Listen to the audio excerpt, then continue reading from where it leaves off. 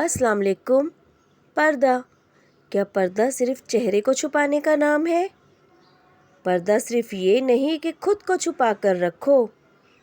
اپنا چہرہ، اپنا جسم چھپانا ہی پردہ نہیں، بلکہ پردہ یہ بھی ہے کہ غریب کے سامنے پیسے کی، یتیم کے سامنے والدین کی، مسافر کے سامنے گھر کی اور بھوکے کے سامنے کھانے کی نمائش نہ کی جائے۔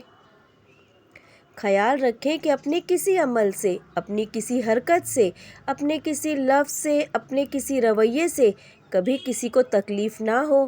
جب کوئی یوں کہے کہ اس کا بدلہ آپ کو اللہ دے تو یہ جملہ دعا لگے، بد دعا نہ لگے۔ کہنے سننے سے زیادہ اللہ ہمیں عمل کی توفیق دے، آمین۔ جزاک اللہ خیرا کثیرا کثیرا۔ اللہ حافظ۔